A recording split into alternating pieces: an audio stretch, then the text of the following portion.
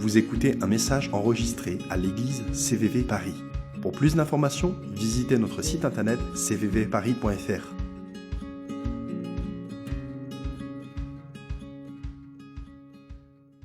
J'aimerais, dans cette culte d'entrée, comme disait Yann, c'est nos deux sites qui sont rassemblés et c'est toujours une joie de voir tout le monde qui vient des différents sites dans l'église de se réunir.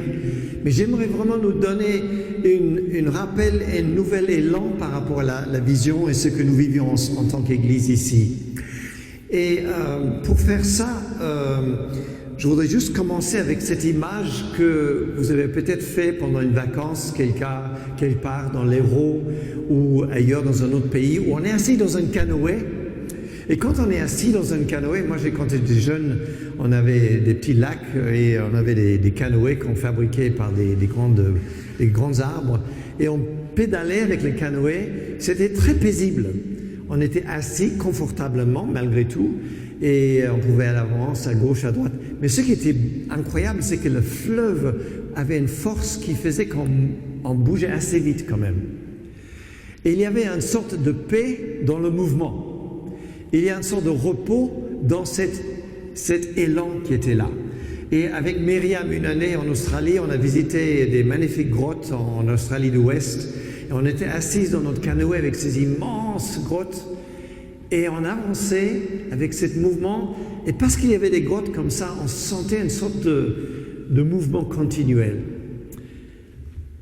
Se mettre en prière et se mettre en mouvement, ça semble bizarre de faire ces deux choses en même temps. Mais j'aimerais qu'on regarde un texte dans Exode chapitre 14, versets 13 et 14 avec moi. Vous connaissez certainement l'histoire.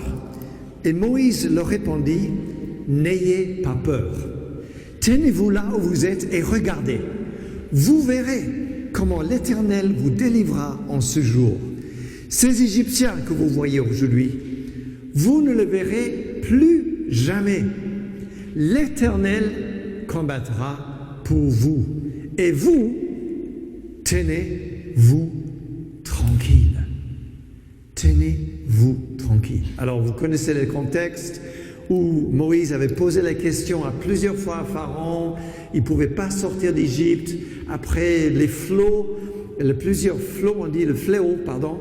La dernière, c'était justement cet enfant qui devait mourir si on n'avait pas mis le sang sur le linteau de la maison. Et quand l'ange de l'Éternel passait, s'il ne voyait pas le sang, l'enfant meurt. Et évidemment, c'est cette extraordinaire image de Pâques où le sang de Jésus a coulé pour nous et nous sommes sauvés à cause de le sang de celui qui est juste alors que nous ne le sommes pas. Mais au-delà de cette imagerie, Pharaon n'en pouvait plus parce que son propre fils est mort et il dit aux Israélites: pars, quitte Égypte, je ne veux plus vous voir.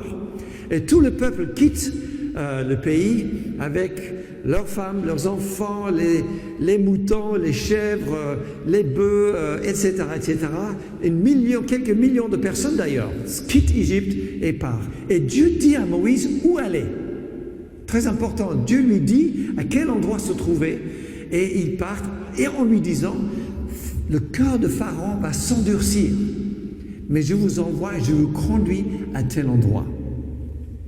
Et puis bien sûr, ils arrivent devant la mer des Jonques, et voilà, ils se retournent, et qu'est-ce qu'ils voient? Un petit nuée qui devient de plus en plus grand, et ils réalisent que c'est le chariot de Pharaon, et l'armée de Pharaon qui les attaque.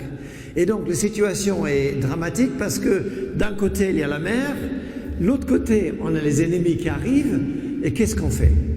On est coincé au milieu. Et c'est écrit qu'ils disent à Moïse: mais alors, il n'y a pas assez de tombeaux en Égypte pour qu'on peut être enterré là-bas, on doit absolument mourir ici dans le désert. Et Moïse leur dit, à ce moment, le verset: tenez-vous tranquille, l'Éternel combattra pour vous. Je me demande combien de fois entre nous-mêmes nous sentons coincés entre une situation impossible pour avancer et une situation complexe qui arrive par derrière. Combien de fois on s'est senti comme ça? Moi, en tout cas, ça m'arrive encore aujourd'hui, après je ne sais pas combien d'années d'être chrétien, d'être dans des situations où on a l'impression qu'on ne peut pas s'en sortir. Et Moïse leur dit, tenez-vous tranquille. Quand on a commencé cette histoire de Covid, en mars, le 13, le 12, 13, 14 par là, le Seigneur donnait une parole forte à Yann, je me souviens de ça, c'était le psaume 46. Arrêtez et sachez que je suis Dieu. Je domine sur les nations, je domine sur la terre. Il domine sur la terre. L'Éternel, le maître de l'univers, est avec nous. L'Éternel, le maître de l'univers, est avec toi et avec moi dans toutes les situations de nos vies. Le Dieu de Jacob, d'Israël, d'Abraham, il est notre forteresse. Il est nécessaire il y a un besoin de s'arrêter pour écouter. Et moi, je suis un des premiers de confesser que je suis, comment dire, Maryse me le dit toujours, j'ai une idée, je l'ai déjà accomplie, je suis déjà à la prochaine idée. J'ai tendance de foncer un peu vite. Et j'ai tendance de dire, ça y est, on avance, on avance, on avance. Et de ma vie, je pense que je suis un peu, je ne veux pas dire que je suis un battant, mais je veux quand même être en mouvement constamment. Alors que je dois m'apprendre à m'arrêter. Je dois m'apprendre à écouter et entendre ce que le Seigneur dit. Et franchement, je peux vous dire, ces versets-là, c'est pas difficile pour un prédicateur de prêcher dessus. Parce que on est dans une société d'aujourd'hui qui est en mouvement constamment. On doit toujours accomplir, on doit toujours avoir plus, on doit toujours montrer qu'on a accompli quelque chose dans son société ou dans son travail, n'est-ce pas? Dis-moi si c'est pas vrai. C'est vrai. On est toujours dans cette histoire de foule, et Dieu doit nous apprendre à nous arrêter. Mais j'ai envie de vous poser une question ce soir. Si le Seigneur vous demande de faire quelque chose de très, très, très difficile, j'en sais rien, traverser une rivière alors qu'il n'y a pas de pont, est-ce que tu le ferais? Probablement oui. Moi, en tout cas. Je dis, ok Seigneur, il faut traverser la Seine où il n'y a pas de pont. Je vais essayer, je vais réfléchir, je vais peut-être nager. Tu me le demandes, Seigneur, si tu me le demandes, je vais le faire. Je relève mes manches et je le fais. Vous savez ce que le Seigneur nous demande de faire? C'est quoi? C'est l'impossible. Dieu ne nous demande pas de faire des choses difficiles. Il nous demande de faire l'impossible. Pourquoi? Parce que c'est lui qui reçoit la gloire. Parce que c'est lui qui le fait. Parce que c'est le Dieu de l'impossible. C'est pas le Dieu des choses qui sont possibles. Pas ça, je peux faire. Mais Dieu peut faire les choses impossibles et il nous demande de le faire pour lui. Et il le ferait à travers de nous. Il le ferait à travers de nous. Ce qui est extraordinaire avec ce verset dans Exode 14, c'est qu'au verset 14, oui, Moïse dit au peuple, « Tenez-vous tranquille ». Mais lisons ensemble le verset 15. L'Éternel dit à Moïse, « Pourquoi cries-tu vers moi? Ordonne aux Israélites de se mettre en route. » Alors, en 3 phrases, Moïse est en train de leur dire, « Restez tranquille », tu tournes le dos, et Dieu leur dit, « Mettez-vous en route ». Qu'est-ce qu'on fait? Qu'est-ce qu'on fait? Moi, je peux imaginer un tout petit peu, j'en suis sûr que vous avez eu déjà cette discussion dans vos têtes, mais je peux imaginer les discussions entre Dieu et Moïse. Moïse qui est en train de dire, mais Dieu, tu m'as dit de venir là, mais voilà Pharaon, et voilà le peuple, et voilà la mer, et qu'est-ce qu'on fait? Tu as dit que, mais je ne sais pas quoi faire maintenant. En fait, tu nous as conduits ici, mais tu fais quoi maintenant, Seigneur? Qu'est-ce que je dois faire maintenant, Seigneur? Ça t'est jamais arrivé, ça? Tu as l'impression que Dieu t'amène quelque part, et la situation devant toi est juste impossible. Ça vous est arrivé? Ça m'est arrivé. Ça m'est arrivé. Et je pense que ça nous arrive tous. Et ça ne veut pas dire que Dieu ne nous a pas conduits.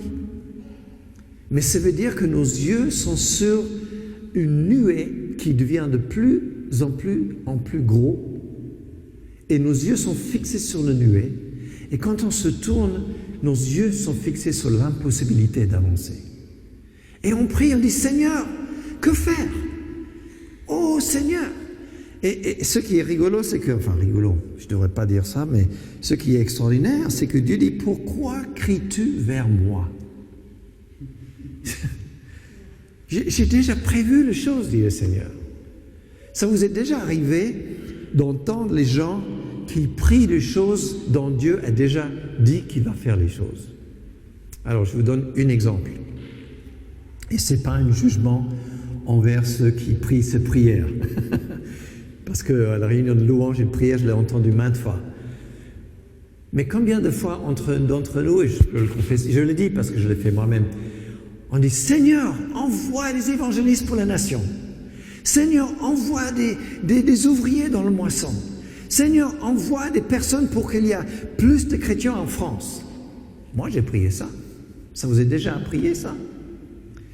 Et combien de fois je me dis, ah oui, non mais c'est vrai que c'est moi l'ouvrier. C'est toi l'ouvrier.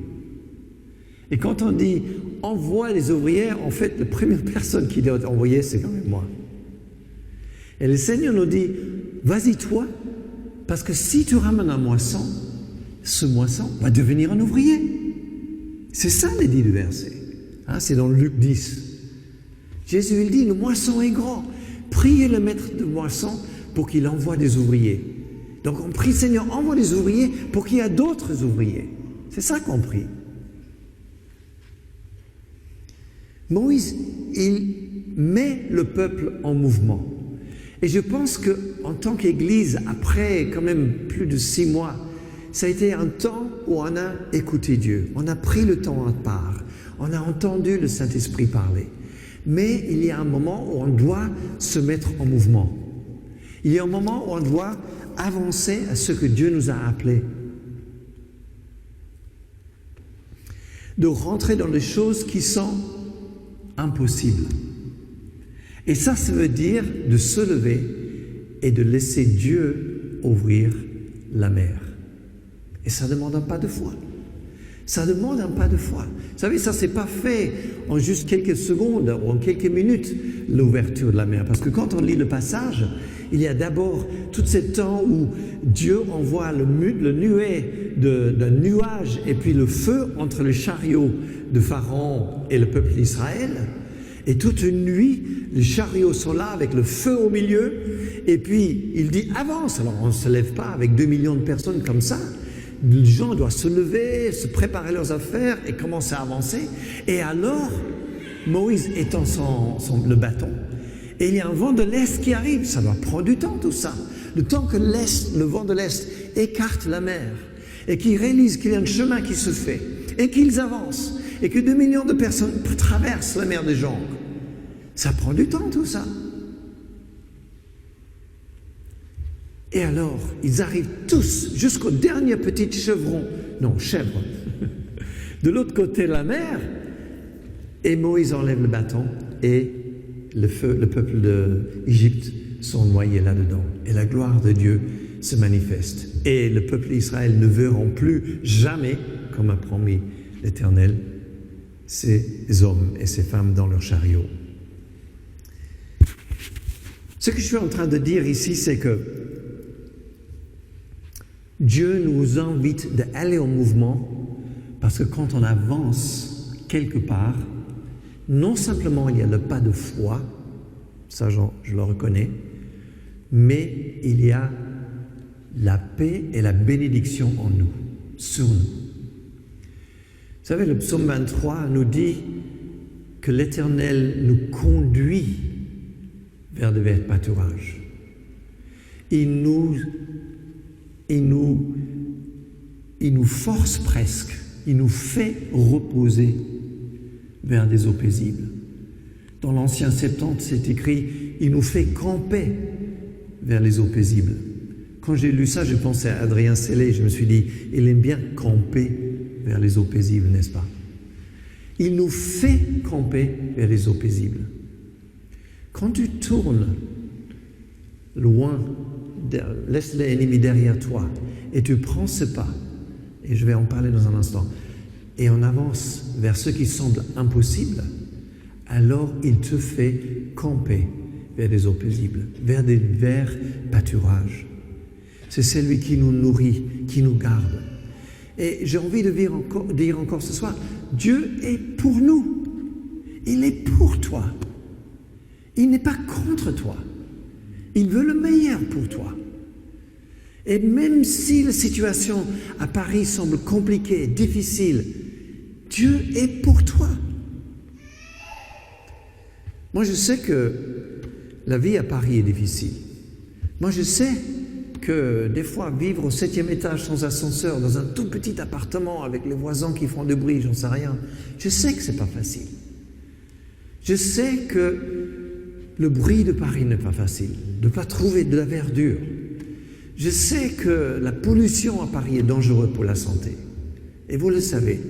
Je sais que le bruit de Paris, il n'y a rien de plus pénible que le bruit. On ne peut pas ouvrir sa fenêtre des fois même pour dormir. Je sais toutes ces choses-là. Et vous le savez.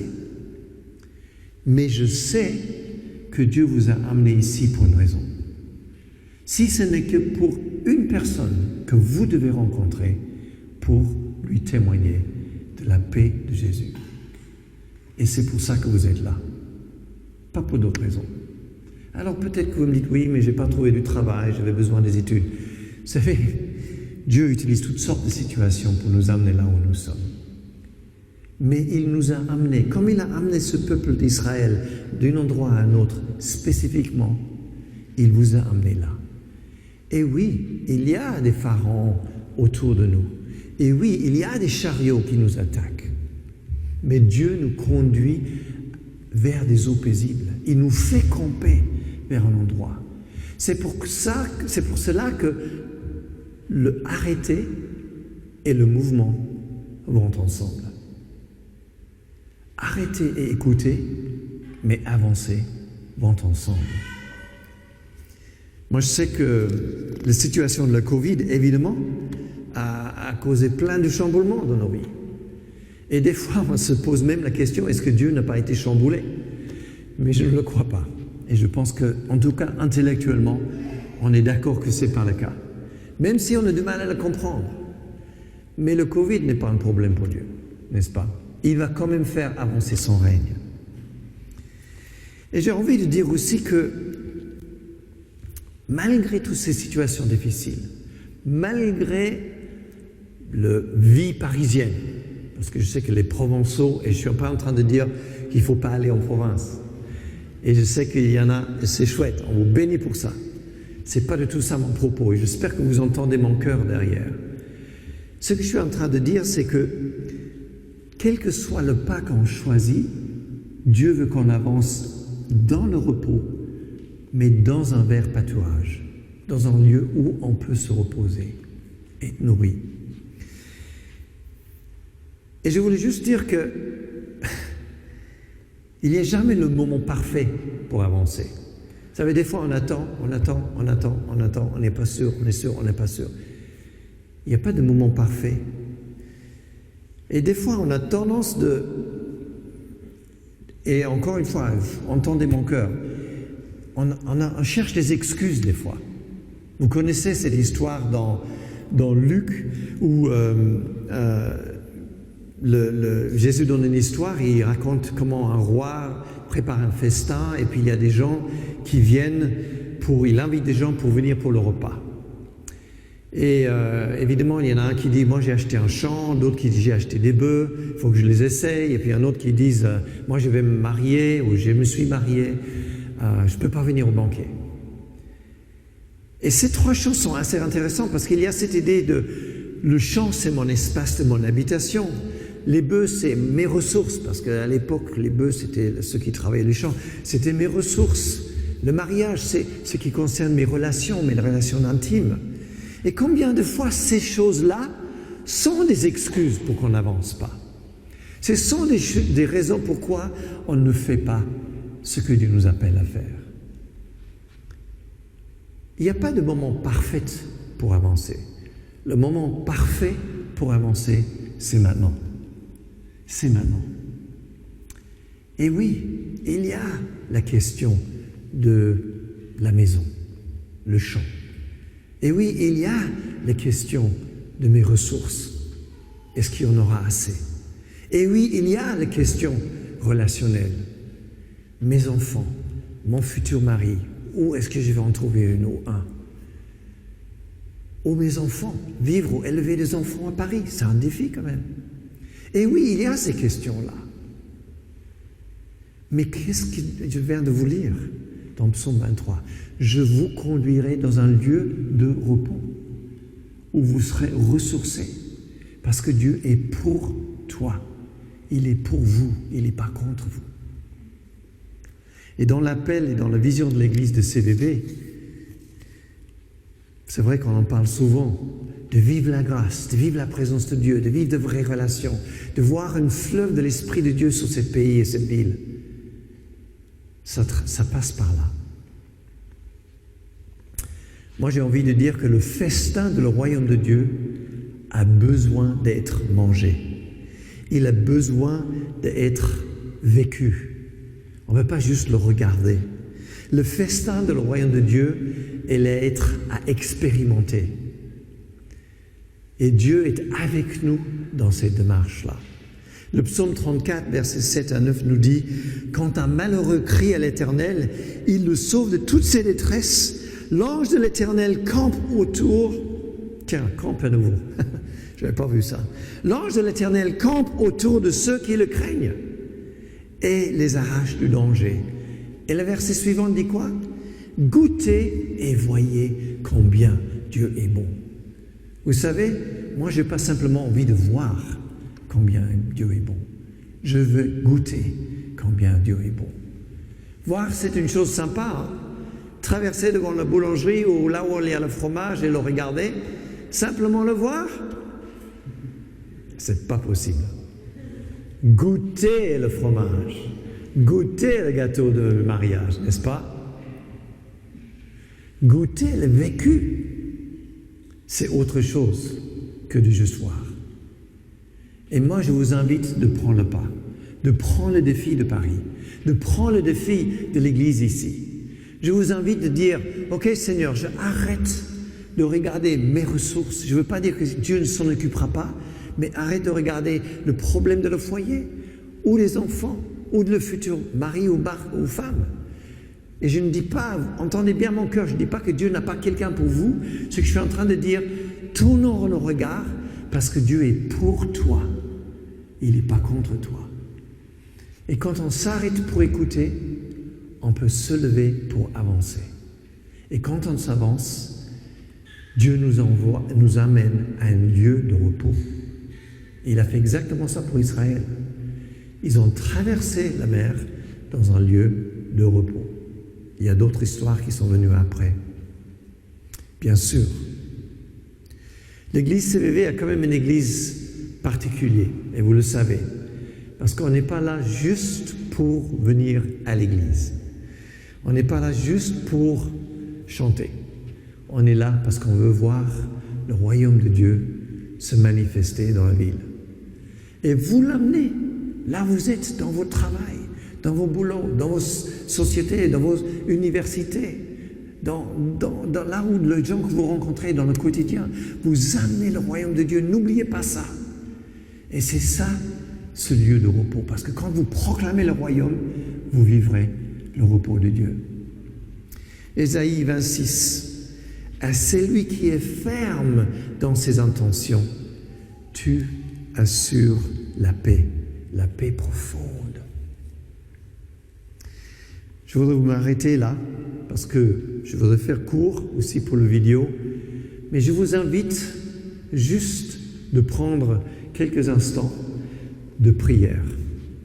Je vous invite juste de vous arrêter un moment. On va chanter certainement un chant à la fin, mais pendant qu'il y a juste la musique, et de vous mettre vous-même en défi. Seigneur, est-ce que j'ai peut-être besoin de prendre ce pas?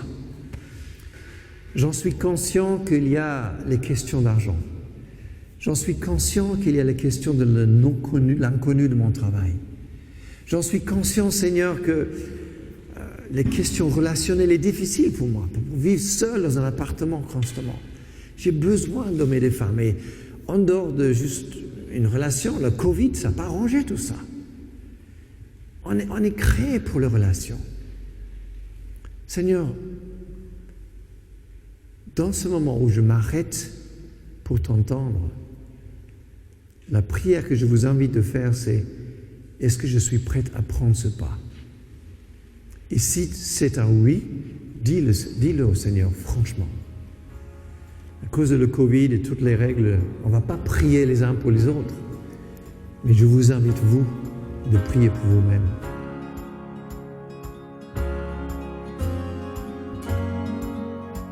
Vous venez d'écouter un message enregistré à CVV Paris.